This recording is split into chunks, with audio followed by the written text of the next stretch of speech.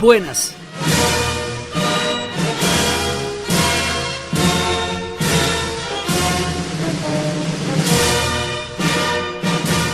Bienvenidos al cuarto y último capítulo de esta pequeña serie de la Revolución Francesa.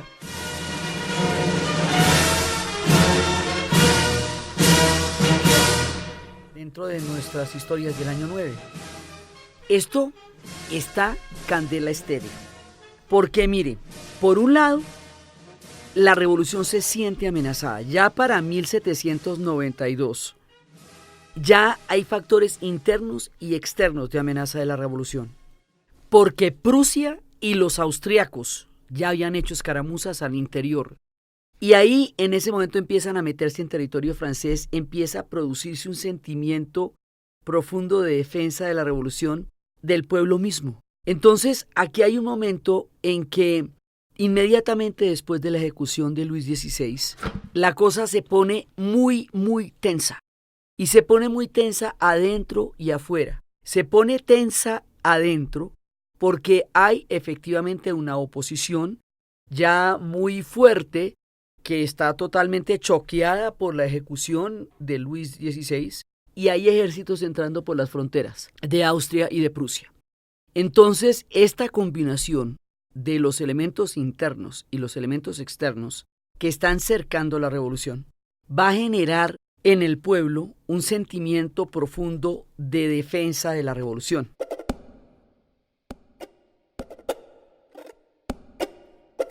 En este contexto, cuando todo el mundo está de ánimos crispados y se va a formar un ejército para defender la revolución. Entonces, este ejército empieza a convocarse desde varios lugares y le declaran la guerra a Austria. El 20 de abril de 1792, París le declara la guerra a Austria. Entonces, cuando el alcalde de Estrasburgo sabe la noticia, va a convocar una cena en su casa a un grupo de oficiales. Esa era la noche del 24 de ese mismo mes de abril. En ese momento, entre los oficiales, estaba uno que se llamaba Claude Joseph Rouge de Lis, que era capitán de ingenieros de la guarnición de Estrasburgo. Entonces, en esa reunión, el alcalde le pidió que creara un himno patriótico para el acontecimiento. Entonces, él compuso el himno y lo tituló El canto de guerra para el ejército del Rin. Lo llamó así, Le Chant de Guerre pour l'Armée du Rhin. Y el 22 de junio, un futuro general del ejército de Egipto llamado François Mérieux se encontraba en Marsella, encargado de preparar la marcha de los voluntarios de Montpellier y de Marsella. Había oído el himno en Montpellier y durante algunos funerales oficiales y tal, y se lo presentó a la gente con el título del canto de guerra para las armadas de la frontera, Le Chant de Guerre aux Armées de Frontières. Y esto fue, digamos, como dando un fervor muy grande. Entonces las tropas entraron en París el 30 de julio de 1792 entonando este canto que se estaba haciendo popular. Pero como las tropas venían de Marsella, a este canto los parisinos lo llamaron la Marsellesa.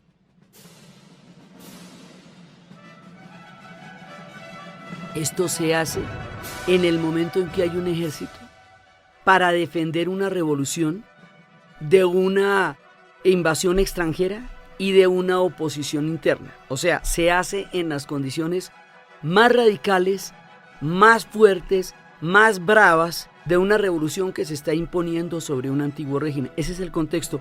Casi nunca pasa que los himnos le cuenten a uno el contexto en el que se hicieron. Casi nunca pasa que uno sepa de qué estaban hablando cuando hicieron el himno, sino que se universalizan y al pasar los siglos y las generaciones se le olvida a uno cuál fue el contexto. Tampoco hubo nunca, eso es un mito urbano, un concurso que dijera cuál era el himno más bonito del mundo. Eso es pura carreta. Y entonces todo el mundo dice que el primero es la marsellesa, el segundo es el del país de uno. Entonces el primero es la marsellesa, el segundo es el colombiano, el primero es la marsellesa, el segundo es peruano, el primero es la marsellesa, el segundo es mexicano. Y dele por ahí.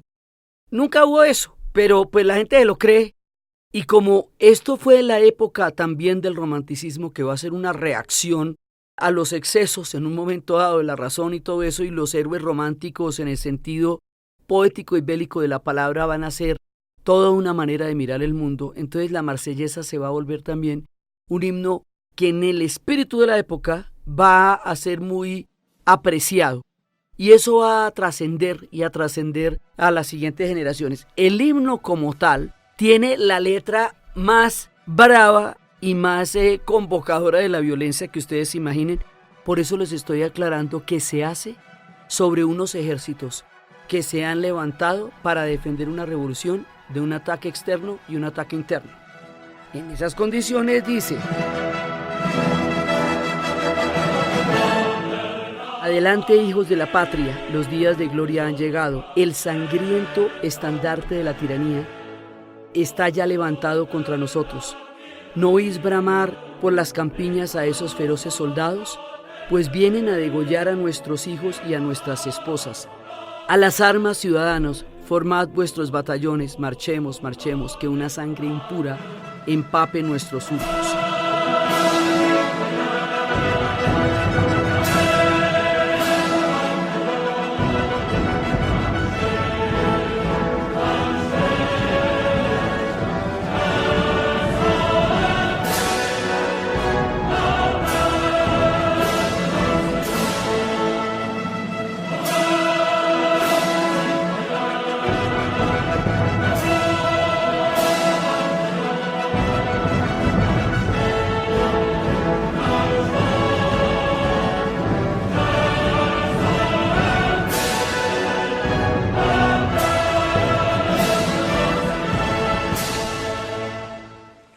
Por eso la letra de la Marsellesa es tan furiosa, porque es el contexto en el cual se hace. Entonces, que a las armas y ciudadanos y todo eso, porque se están levantando los ciudadanos en las armas contra la invasión extranjera. Entonces resulta que esto termina siendo el símbolo de la revolución, termina siendo el himno más cantado, y luego en los tiempos de la resistencia francesa también se va a cantar con todo el alma, y va pasando el tiempo, y resulta que la Revolución Francesa va a ser arquetípica. De la Revolución Francesa se van a sacar una gran cantidad de modelos, ideas, de todo, como lo vamos a ver. Y resulta que este himno se va a convertir por autonomacia en el himno de la rebeldía, y el gorro frigio que usaban los franceses en los tiempos de la Revolución es el que va a estar en el escudo de Colombia, como un símbolo de libertad. Y el gorro rojo frigio se va a volver un símbolo de la libertad en banderas y en escudos del mundo, por oposición a las coronas reales. Porque esta revolución va a tener una cantidad de influencia aún en nuestros días. Entonces estamos en los momentos en que se empiezan a construir los símbolos fundacionales que van a trascender el tiempo y la historia para convertirse en símbolos de otras naciones y de otros procesos. Entre otros, la independencia de América Latina, que va a estar muy directamente relacionada con todo esto. Entonces eso, digamos, a nivel de los himnos, y como les digo, Colombia, Perú, México, Chile, todos dicen que su himno es el más bonito después de la Marsellesa. Y todo el mundo se cree eso, y bueno, chévere, pero nunca hubo tal concurso. Ahora, en Francia, la cosa sigue bastante delicada. Porque las amenazas a la revolución son reales, o sea, eso no es paranoia. Realmente, efectivamente, había tropas en la frontera y eran para hacer una invasión y eran para acabar con la revolución, y los que estaban adentro los estaban apoyando. Es decir, los grupos de contrarrevolucionarios que se formaron en las guerras de la Vendée. Y por eso es que hemos insistido tanto en que la fuga de Luis XVI fue el punto de quiebre de un posible acuerdo entre la revolución y el antiguo régimen para crear algo que no fuera una ruptura total de un país tan polarizado como en ese momento estaba Francia. Entonces, así las cosas, nos vamos a meter en uno de los capítulos más bravos de la historia de la Revolución Francesa. Y es que para poder ejecutar rápidamente las decisiones que había que tomar o que ellos consideraban que había que tomar, en un contexto tan supremamente bravo como el que estábamos viviendo, pues con todas las amenazas ahí en el aire, entonces estamos en la convención. En esta parte, o sea, pasamos de la Asamblea Legislativa a la convención. Dentro de la convención, los jacobinos son los que van a tener la mayoría porque se les parecen como los más comprometidos con la revolución, sienten que son los más metidos en la revolución. Ellos dentro de la convención y con la mayoría jacobina, van a montar un comité de salvación pública para crear un órgano rápido que pueda tomar decisiones sin burocracia en un momento de crisis como el que estaban viviendo. Ese comité lo crearon Robespierre y Danton. Se recomienda la película de Danton de André Vagda con Gerard Depardieu, porque todo este episodio es de lo que se trata la película. Se trata de Danton, de Camille Desmoulins y de toda esta gente del comité. Entonces, en ese punto va a haber una radicalización de la revolución por la amenaza. Cuando las revoluciones se ven amenazadas, se radicalizan y aparecen las purgas. Esto también nos va a pasar con la revolución bolchevique, eso va a pasar con las revoluciones en general. Estas radicalizaciones hacen que todos los debates y todo lo que se pueda objetar o creer, nada, todo se acaba porque se declara como una especie de emergencia revolucionaria, ¿ve?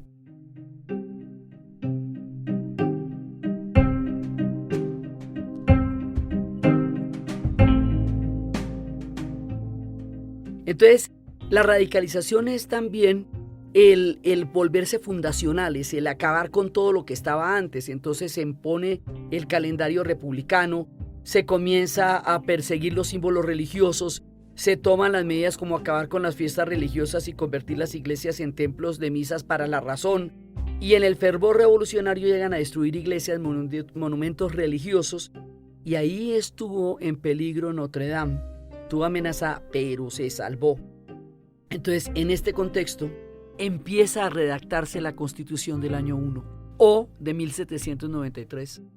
¿Y qué es lo que pasa aquí? Este comité va a empezar a crear un mecanismo que va a ser muy tenaz, porque al mismo tiempo que esa revolución que era tan radical, protegió a la República, garantizó el sufragio universal masculino. ¿Qué quiere decir eso?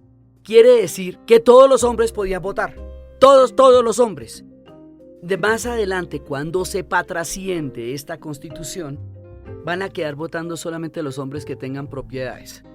Y eso ya es a otro nivel. Pero en un principio, esto se va a consignar en el sufragio universal y van a pasar mucho tiempo y prácticamente 2 guerras mundiales antes de que el sufragio realmente se cumpla como un sufragio universal. Entonces, en esa época, paralelamente a esta radicalización conceptual y al hecho de que la conquista del sufragio universal se esté dando, al mismo tiempo está pasando otra cosa que es uno de los capítulos más sombríos de la Revolución Francesa y es uno de los capítulos que hace que la gente se, digamos, como que mire 2 veces antes de pensar en esto que vamos a describir. Se conoce como la época del terror.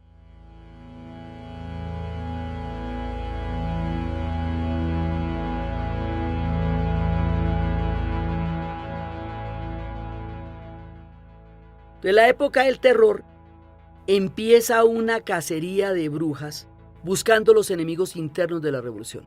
Cuando ustedes meten esa dinámica no le sirve a nadie, ni el perro ni la mamá, porque todo el mundo es potencial enemigo. Los girondinos, que eran revolucionarios, pero no eran revolucionarios radicales, pero sí eran revolucionarios, pues sí estaban con la revolución, pero no estaban con la revolución, digamos, a rajatabla.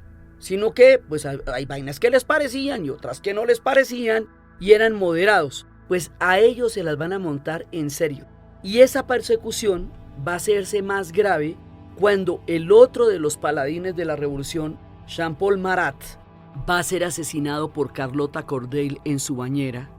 Carlotta Corday era una mujer girondina. Entonces el asesinato de Marat va a exacerbar todos los ánimos. Porque Marat se va a convertir en el primer mártir de esta primera etapa de la revolución. Entonces, por cuenta del asesinato de Marat, que fue todo lo grave que fue, y que también se recomienda una película loquísima que se llama Marat Sade, que es la que escribe Peter Brooks, que es una representación de un diálogo entre Marat y Sade en un manicomio. Y de Marat en ese delirio en la bañera y todo. Es una película brava, pero es una película que también evoca un poco la locura de la época. Y cuando el Marqués de Sade decía que consideraban que él era el sádico, pero pues estaban matando a todo el mundo en esa época y él lo veía desde la manicomio donde estaba. Entonces resulta que entre las víctimas del terror de entre los girondinos, ¿no? se van a encontrar personajes como Jacques-Pierre Brisson, que lo habíamos visto aboliendo la esclavitud, y una tragedia muy grave para las mujeres, Olympe de Gouges. Olympia de Gouges es la autora de la Declaración de los Derechos de la Mujer y la Ciudadana, en el cual ella dice: la mujer nace libre, permanece igual al hombre en derechos. La libertad y la justicia consisten en devolver a todos lo que les pertenece a los otros. Así, el ejercicio de los derechos naturales de la mujer solo tiene por límite la tiranía perpetua que el hombre le opone. Estos límites deben ser corregidos por las leyes de la naturaleza y de la razón. O sea, Olympia de Gouges estaba poniendo la legislación que terminara con el patriarcado, que también era parte del antiguo régimen, y que terminara con el patriarcado en términos de derechos. O sea, que si el hombre tiene derechos, la mujer tiene derechos. No fueron las mujeres las que se fueron donde Luis XVI a decirle que dejara la rumba en Versalles y se fuera para el Palacio de las Tullerías y le pusiera la cara a la revolución. Fueron ellas. Entonces las mujeres también eran revolucionarias, también estaban en la lucha, también todo lo que tú quieras. En ese orden de ideas, pues tienen que tener los mismos derechos que el hombre en lo que al voto se refiere, en lo que a la igualdad ante la ley se refiere, porque esto de igualdad, libertad y fraternidad no puede ser que los hombres son iguales pero entre ellos, y que son fraternos pero entre ellos, y que son libres pero entre ellos, porque entonces ¿qué pasa con las mujeres? Esta pregunta tan simple, esta pregunta tan lógica dentro del proceso revolucionario, pues no les pareció. Y como ella era girondina, y los girondinos habían quedado en la mira de la persecución, la van a decapitar. ¿Qué quiere decir eso? Que después de que decapitan a Olympia de Gouges, va a pasar desde esta época, o sea, a ella cuando la decapitan en 1793, vamos a pasar hasta finales del siglo XIX para que empiece a considerarse el sufragio a las mujeres, primero en Nueva Zelanda, extrañamente en el Uruguay, y cuando empiece a plantearse el sufragio para las mujeres, lo que se llama el movimiento de las sufragistas, en Gran Bretaña, tendrá que pasar la Primera Guerra Mundial, tendrá que pasar el inmenso sacrificio que las mujeres en sus trabajos de enfermeras hicieron curando a los hombres en el frente, para que en compensación por toda la colaboración de las mujeres durante la Primera Guerra Mundial, como gran cosa, se le diera el voto femenino a las mujeres en la Gran Bretaña, o sea, en el Imperio Británico, en la Gran Bretaña, y para eso hubo un movimiento durísimo, que fue el de las sufragistas, y bastantes mujeres murieron en eso. Se recomienda la película Sufragistas, que le muestra a uno el costo de algo que hoy parece tan cotidiano como que las mujeres podamos votar. Esto allá, en Inglaterra. En Colombia, hasta 1957 es que se pudo votar aquí. O sea, mire todo lo que pasó desde que dijo eso Olympia de Gouges hasta que nosotras pudiéramos salir a votar en Colombia. Y eso póngale que hay países donde el voto femenino va a ser mucho más tarde. Entonces, esta revolución, como arquetipo, nos abrió una puertica así chiquita y nos la cerró. Y para volver a abrir esa puerta, pasó más de un siglo y medio para que pudiéramos hacer eso que Olympia de Gouges dijo que era perfectamente natural, que también las mujeres votaran. Cuando va a empezar los movimientos feministas en los 70, van a empezar por lo mismo, porque si habían luchado en Vietnam contra la guerra del Vietnam, si habían luchado en el movimiento estudiantil, si habían luchado en el movimiento por los derechos civiles, pues tenían derecho también a participar en las decisiones que se estaban tomando dentro de las movilizaciones. Es un corolario lógico de la igualdad política. Dicho esto y ejecutada ella, seguimos.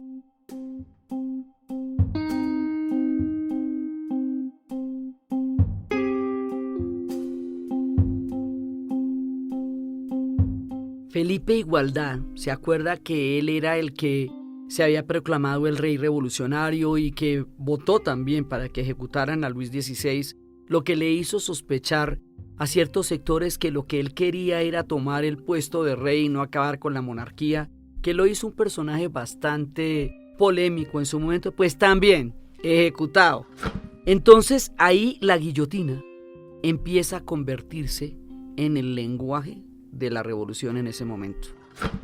Y empiezan a matar gente, y empiezan a matar gente. Se calcula que mataron entre 10.000 y 40.000 personas. Esto se volvió una matazón, una sangría el régimen del terror más aterrador. Mataron a una clase social completa, porque mataron a toda la nobleza que estaba por ahí, pero también mataron a sus propios revolucionarios. Entonces, con respecto a la nobleza, hay un personaje aquí que se llama Madame Tussaud.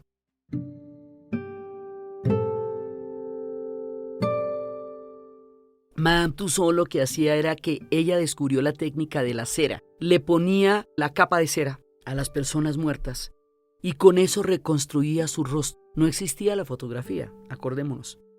Eso era lo único que iba a quedar de las personas una vez murieran o no se las llevaran. Entonces, los ingleses, ya cuando va a llegar el momento en que vayan a ejecutar a Madame Tussaud, ella se vuela para Inglaterra, los ingleses la reciben y le piden que les enseñe la técnica de la cera. Madame Tussaud se las enseña. Ese es el origen de los museos de cera y por eso el Museo de Cera de Londres, que es el primero y el más famoso de todos, se llama el Museo de Cera Madame Tussaud, en homenaje a la mujer que desarrolló la técnica de la cera para poder reconstruir de manera idéntica los rostros de las personas. Y los museos de cera están por el mundo entero y tienen este origen dramático. Entonces, ¿qué pasa? Que empieza toda el terror de la revolución. Eso por el lado de los nobles, por el lado de los girondinos y de los mismos revolucionarios, porque es que Robespierre, que fue el líder jacobino que encabezó el terror, de verdad se le corre el champú y se vuelve loco. Y termina por ejecutar a Danton, que era su mero compadre, y a Camille Desmoulins, o sea, al mismo núcleo de los propios revolucionarios, los termina ejecutando. Y después dice que va a seguir ejecutando más gente, que mejor dicho, que le faltes gente ahí. Entonces, ¿ahí qué pasa? Que en ese momento es cuando se dice que la revolución es como Cronos. En la teogonía, en la historia de la mitología de la formación de los griegos, Gaia, la madre tierra, se desdobla con Uranos y empiezan a tener hijos. Y Cronos empieza a devorar esos hijos. Cronos también le dicen a Uranos, Cronos devora a sus propios hijos. Y esto se vuelve, digamos, una frase dramáticamente célebre, que la revolución es como Cronos, que devora a sus propios hijos. Entonces, no es explicable por qué las mismas personas que hicieron la revolución van a terminar muriendo en la guillotina. Y esto se va volviendo un mecanismo cada vez más grande. Inclusive hay una película de The Quills, de las letras sangrientas, que muestra efectivamente al Marqués de Sade viendo desde el manicomio donde estaba cómo ejecutaban a la gente cada día en la guillotina, y diciendo que cómo así que le dicen que el sádico es él, cuando lo que están haciendo es guillotinando a media Francia. La guillotina se va a volver el símbolo del terror y no hay quien pare esa maquinaria. Y cuando Robespierre dice que le falta gente, no que le fue la mano, no que le corrió el champú, no que cómo fue que se metió en todo eso, dice que le falta gente, entonces terminan guillotinándolo a él también, porque tampoco. Entonces ahí Francisco de Goya, que creyó tanto en la revolución, que realmente fue un abrazador de las ideas de la revolución, se ensombrece, se le baja la nota, se va para Burdeos y dice una frase que es también de las frases más bravas de este momento: el sueño de la razón crea monstruos.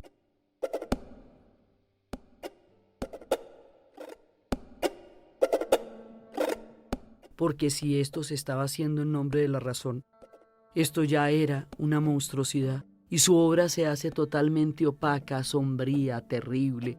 Toda la obra de Goya en Burdeos pasa de las fiestas populares y de las majas a una obra totalmente sombría porque pierde la salida. Hegel, enamorado del espíritu absoluto, cuando empieza a ver esta vaina dice no, eso no era ni de lejos lo que yo me imaginaba que fuera a pasar.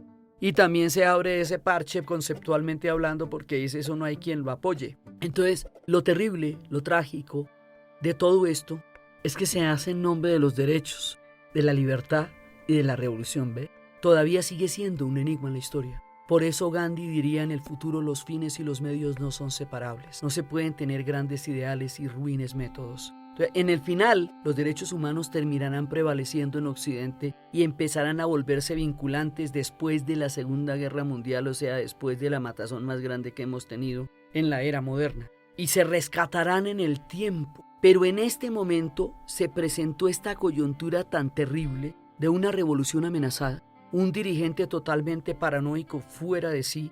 Además que como él era el incorruptible, hizo de la virtud una forma de vivir. Entonces es una figura inquebrantable en lo que se refiere a valores, digamos, de una persona completamente recta en su proceder. Bueno, pues este señor, que era el más recto, el más correcto, el mejor sentadito y el más puestecito, mató 40.000 personas, man. Entonces, ¿Qué tan divino nos parece después de eso?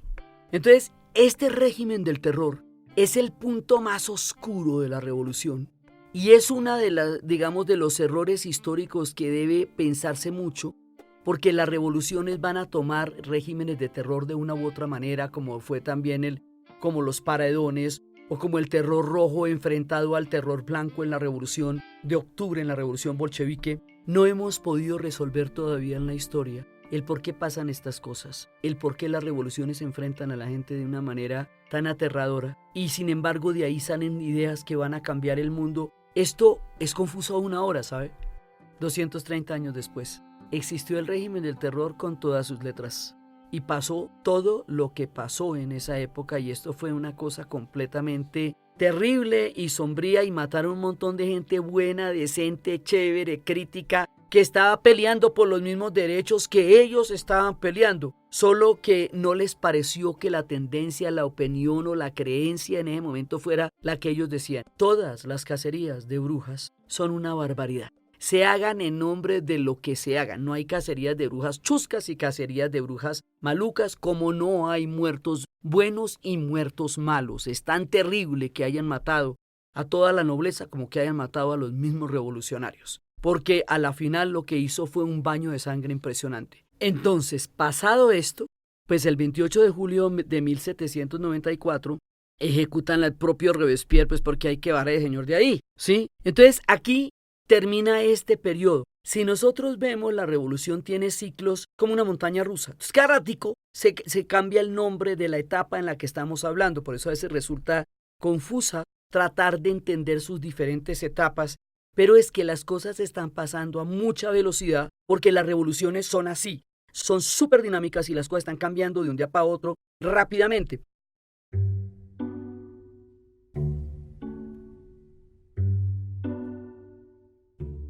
Entonces ahora la revolución entra en un nuevo ciclo de reformas, y esas son las reformas termidorianas. ¿Se acuerda que cambiamos todo el calendario? Entonces, en los meses del calendario termidor es la época en que es ejecutado Robespierre, y aquí se redacta otra constitución, una nueva, la del año 2 o de 1795. Esta constitución es mucho más moderada. Aquí es donde les digo que ya van a suprimir el sufragio universal para instaurar un régimen más parecido al inglés, bicameral, pero con el problema de que para poder votar hay que ser propietarios.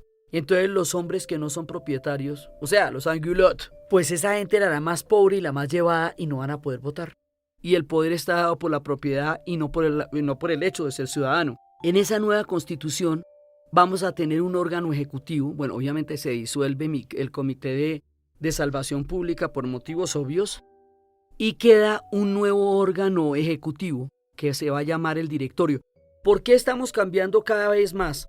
Que si el directorio, que si la república, porque ellos acabaron con todo el gobierno del antiguo régimen, porque todo el Estado como estaba concebido en la Francia se acabó.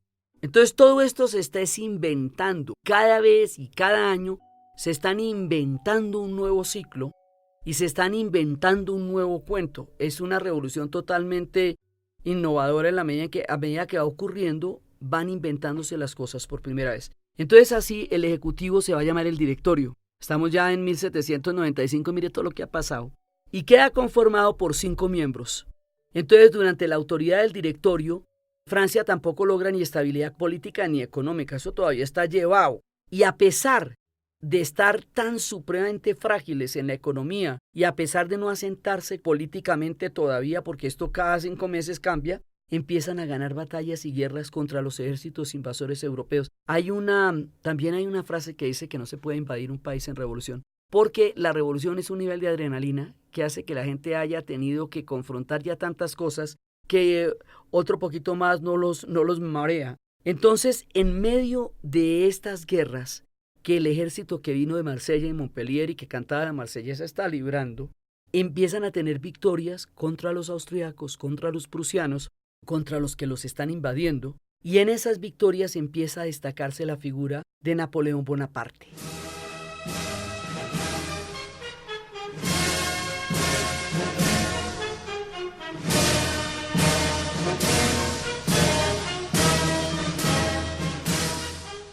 Entonces él venía recién desempacado de la expedición del Egipto, que Napoleón decide darle un golpe de estado al directorio el 9 de noviembre de 1799 o en el calendario de la revolución el 18 Brumario. ¿Qué quiere decir esto? Quiere decir que él se toma el poder y va a generar todo un nivel de seguimiento muy grande.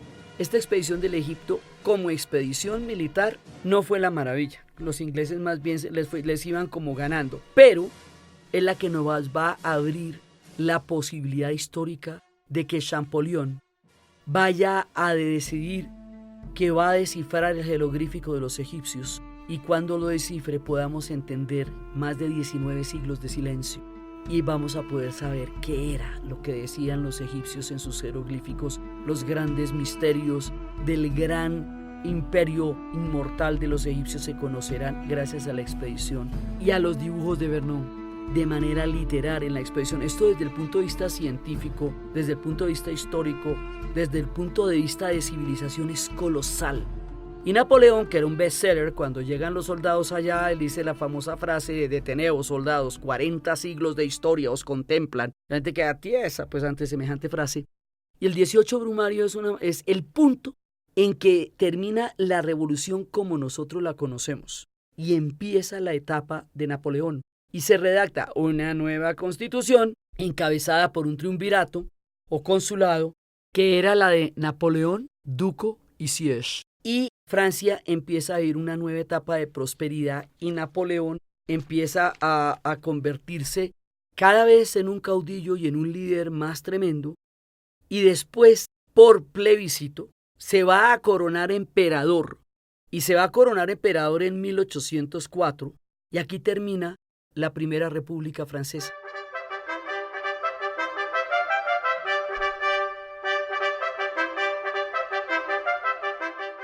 O sea, todo el experimento de la revolución, desde que arrancamos, termina acá. Porque es que Napoleón ya es otra cosa. Napoleón ya son los ejércitos por Europa, llevando las ideas de la revolución, pero en el caso de España, llevándolos a lo bestia.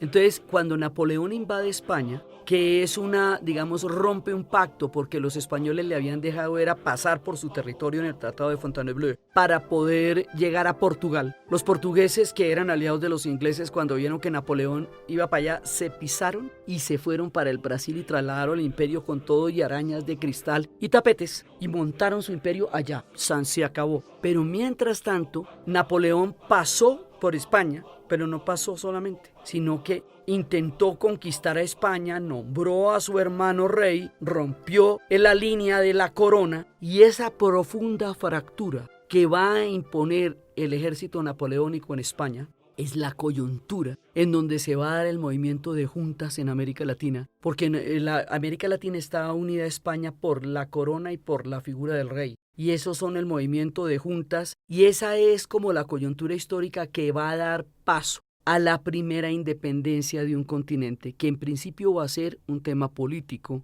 y años después y con la reconquista se va a volver un tema militar. Entonces eso no hubiera pasado porque semejante imperio no se hubiera podido quebrar a no ser que pasara una cosa de semejantes proporciones, como fue la invasión napoleónica. La película para esto se llama Los fantasmas de Goya, que es importante verla. Entonces, nosotros vamos a dejar la revolución hasta aquí, porque de aquí para adelante lo que pasa es otra cosa. Ya son las guerras napoleónicas, ya es otra configuración de Europa, ya son todos los pueblos que se van a aliar contra Napoleón y todos los pueblos que van a estar con Napoleón y la reforma agraria y Europa va a vivir una época y esto va a ser, claro, atlántico, como estábamos hablando del mundo atlántico, entonces no solamente va a influenciar la historia de Europa, sino que va a influenciar, como estábamos viendo, la historia de América Latina que eventualmente se va a conformar como un continente independiente. Desde ahí, y eso que Napoleón quiso volver a instaurar la esclavitud en Haití y los haitianos le dijeron,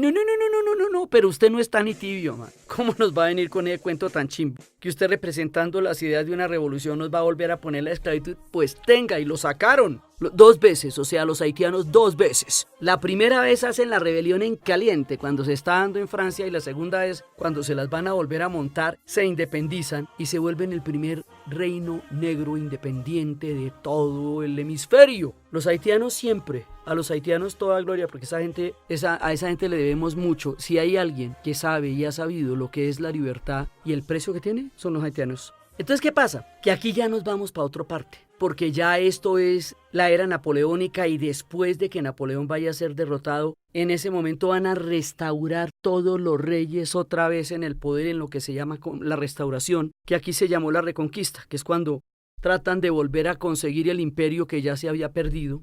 Y parecería, ya en 1815, cuando se crea la Santa Alianza, que es que se reúne Metternich en Austria, y los vencedores que han derrotado a Napoleón crean una alianza para conjurar las revoluciones, para proteger a los imperios, para que nunca pueda volver a haber levantamientos, para arrasar con el pasado, crear una nueva narrativa como si no hubiera pasado nada. Que la Revolución Francesa se acabó y nadie volvió a hablar de eso. Y se ponen a pensar como si eso no hubiera existido, y el pobre conde de Montecristo va a pagar un canazo de 15 años por bonapartista. Y aquí como que no pasó nada, pero sí pasó. Y con el tiempo y con todo lo que va a suceder después, el mundo entenderá que lo que se dijo allá es el único derrotero que tenemos para salvarnos de la barbarie: los derechos humanos, los derechos del hombre. Entonces, es una revolución contradictoria, llena de momentos durísimos, porque es injustificable el régimen del terror, porque es terrible toda la amenaza que tuvieron, porque toda Europa se vio ensangrentada. Hay un montón de pueblos que tiene, por ejemplo, Bélgica, los héroes de la independencia, y uno dice, ¿de la independencia de quién? Pues de Napoleón. Las estaciones de tren, uno sale de Francia, de la Gare d'Austerlitz, y va a llegar a Londres, a Waterloo Station, que fue en la batalla donde derrotan a Napoleón en Waterloo.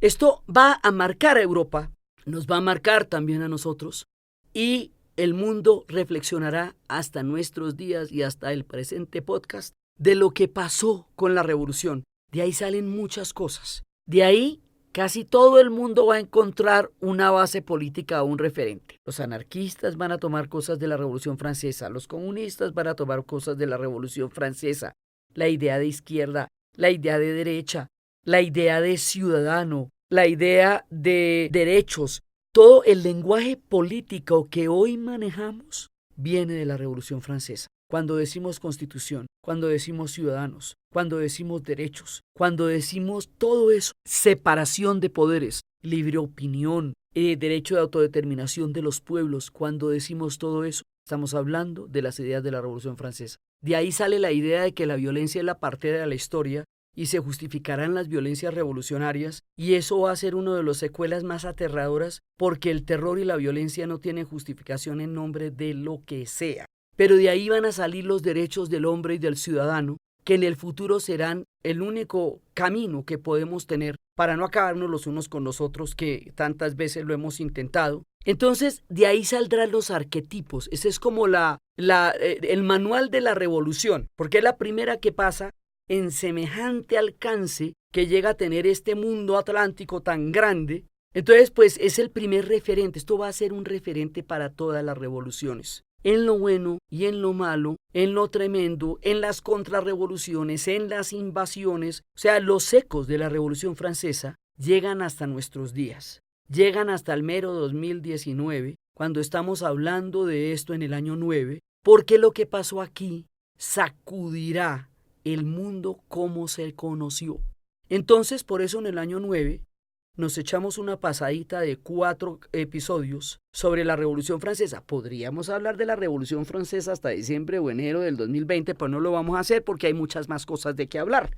La historia es lo que tenemos, pero sí era importante echarle una mirada a esto, reflexionar sobre lo que pasó y rescatar fundamentalmente los derechos humanos, no volver a cometer los errores que tanto costo tuvieron para Francia, para Europa y para el Atlántico mismo, y entender de todas maneras el alcance y el poder de lo que significan la ley de los derechos humanos para podernos proteger de nuestra propia barbarie, para podernos declarar libres para poder respetar las opiniones de las demás personas, el derecho a la libre expresión, el derecho a la vida, el derecho a la integridad física, el derecho a la pertenencia a un grupo, a no ser perseguido por razones religiosas, a no ser perseguido por razones étnicas ni por ninguna razón, sí, a no armar cacerías de brujas. Aquí hay muchas lecciones éticas y muchos errores históricos. La idea es poder uno evaluar con qué nos quedamos y qué no volvemos a repetir en la historia, simplemente porque ya sabemos qué pasa cuando eso sucede. En aquella época nadie tenía ni idea. Todo lo que estaba ocurriendo pasaba por primera vez. Nadie se imaginaba para dónde iban a ir, las cosas cambiaban de un día para otro, por eso tantos periodos históricos. Pero ahora sí sabemos, ahora sabemos que una cacería de brujas acaba con el nido de la perra, ahora sabemos que un régimen del terror destruye una nación, ahora sabemos que las persecuciones son una línea terrible, eso ya lo sabemos. Ahora sabemos que invadir países en revolución no es una buena idea, nunca lo ha sido.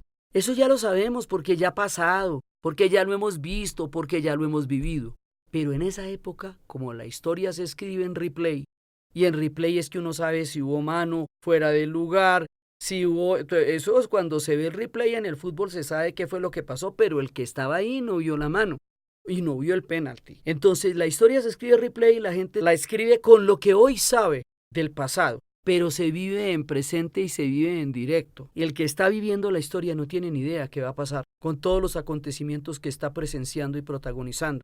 Ellos hicieron lo que pasó con la información que tenían y las circunstancias en las cuales se vieron abocados. Y esto fue lo que pasó fundamentalmente. Nosotros terminamos cuando termina la Primera República, porque ahí termina realmente el proceso que arrancamos con el juramento del juego de la pelota, que era crear una constitución, crear una república, era terminar con las monarquías. Ahora terminamos con un emperador. Oye, yo no sé qué te digo de eso. O sea, ¿cómo nos ocurre terminar con un emperador cuando empezamos por acabar el antiguo régimen y terminar con las monarquías y los privilegios? Mira tú a saber, que terminó poniendo a todos los hermanos en el poder. Mira vos. Pero así es la historia, contradictoria, tremenda, de acción, suspenso, intriga. Y si hay un capítulo que realmente tiene de todo como en botica, es la Revolución Francesa. Entonces por eso nos echamos esta tremenda pasada por estas calles de París, 230 años después, con las reflexiones en el aire de todo lo que nos enseñan las historias. De aquí para adelante vamos a conquistar espacios que ustedes no se imaginan. Hasta la luna vamos a llegar, con eso le digo. Porque estamos en el año 9 y muchas otras cosas van a seguir pasando de aquí para adelante. Nuestra revolución termina aquí, con las reflexiones y los pensamientos en el aire y la historia sucediendo.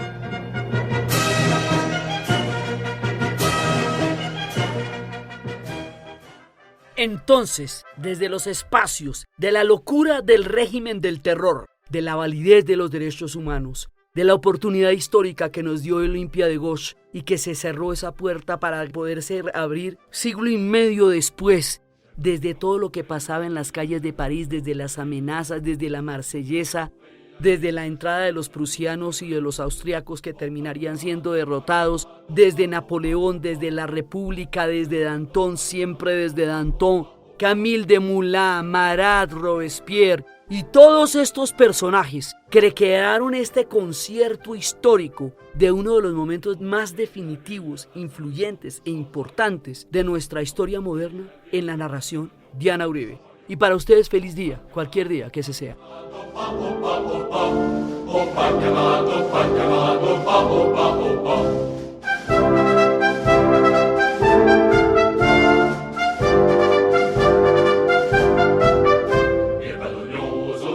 Este podcast fue posible gracias al equipo de la Casa de la Historia, Arturo Jiménez, Diana Suárez, Milena Beltrán. Fue grabado en los estudios de Audio Room por Andrés Angulo y editado por Sebastián Payán de 070, y siempre con la ayuda fuerte y poderosa de Santiago Espinosa Uribe y Laura Rojas Aponte del podcast Cosas de Internet.